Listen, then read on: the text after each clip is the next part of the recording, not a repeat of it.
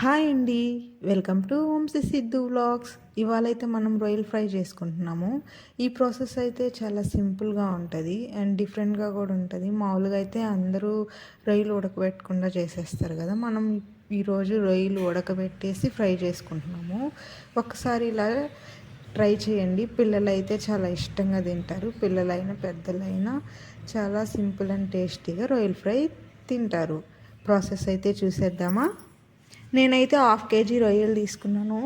First అయితే water వేసి బాగా నీట్గా క్లీన్ చేసేసుకునేసి కొంచెం సాల్టు, కొంచెం పసుపు వేసేసుకొని రొయ్యలు అయితే ఫస్ట్ ఉడకబెట్టేసుకుందాము.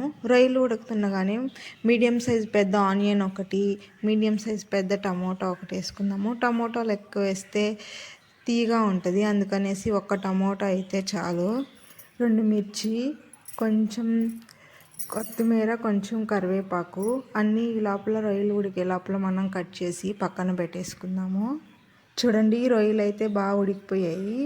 రొయ్యల్లో మనం కొంచెమే వాటర్ పోసుకోవాలి, ఎందుకంటే ఆల్రెడీ రొయ్యలు ఉడికేటప్పుడు వాటర్ ఊరుతాయి కాబట్టి మనం కొంచెం వాటరే పోసుకుంటే చాలు. బండి పెట్టేసుకునేసి 2 స్పూన్స్ ఆయిల్ అయితే వేసుకోవాలి. ఆయిల్ అయితే హీట్ ఎక్కాక నేనైతే డైరెక్ట్గా ఆనియన్స్, పచ్చిమిర్చి వేసుకుంటున్నాను. పట్టా మొగ్గ వేస్తారు కదా, కాకపోతే పిల్లలైతే ఇది నేను లంచ్ బాక్స్లో పెడుతున్నాను. వాళ్ళైతే ఇంకా పట్టా మొగ్గ వేస్తే తినరు, అందుకనేసి నేను డైరెక్ట్గా అయితే పచ్చిమిర్చి వేసుకుంటున్నాను. పట్టా మొగ్గ వేయకపోయినా కూడా చాలా టేస్టీగా ఉంటుంది, అందుకనేసి పిల్లల కోసం అనగా పట్టా మొగ్గ వేయట్లేదు. అందుకనేసి డైరెక్ట్గా నేను పచ్చిమిర్చి, ఆనియన్ అయితే వేసేసుకుంటున్నాను. ఇవి గోల్డెన్ బ్రౌన్ వేగాక ఒక మీడియం సైజ్ టమోటా కోసుకున్నాం కదా, ఇప్పుడు టమోటా వేసేసుకొని బాగా వేయించుకోవాలి. కొంచెం ఇలా వేయించుకున్నా కానీ మనం కొంచెం లైట్గా సాల్ట్ వేసుకోవాలి. సాల్ట్ వేసుకుంటే టమోటా తొందరగా వాడిపోతుంది.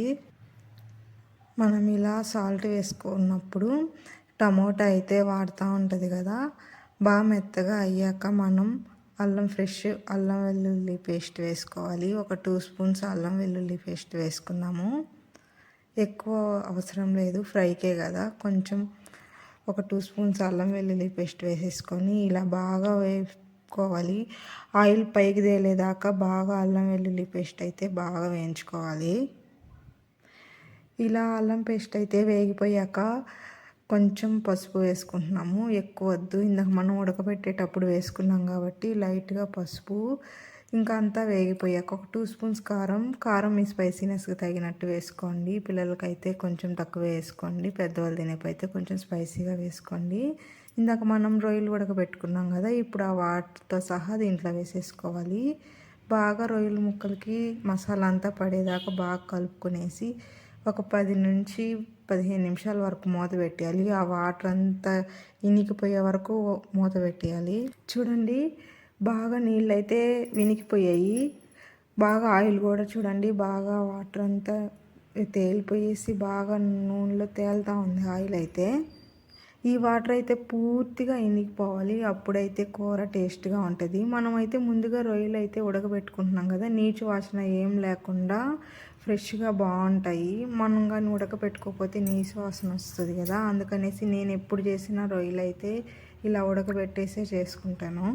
ఫస్ట్ అయితే ఉడకబెట్టుకుంటేనే రొయ్యలు అయితే మంచిది, అందుకనేసి మీరు ట్రై చేసేటప్పుడు ఫస్ట్ రొయ్యలు అయితే ఇలా ఉడకబెట్టేసుకొని చేయండి. చూడండి, మొత్తం ఆయిల్ అంతా పైకి తేలిపోయింది, వాటర్ అంతా బాగా పూర్తిగా అయితే ఇనికిపోయాయి. ఇలా ఉండగానే మనం కొంచెం ధనియాల పొడి, కొంచెం గరం మసాలా వేసేసుకొని మళ్ళీ బాగా మొత్తం పూర్తిగా ఫ్రై అయ్యేదాకా ఇంకా అలా కలిపెట్టుకోవాలి. రొయ్యలు ఫ్రై చాలా రకాలుగా చేస్తారు కదా, ఒక్కసారి మీరు ఈ వేలో కూడా ట్రై చేసి చూడండి, చాలా టేస్ట్గా ఉంటుంది.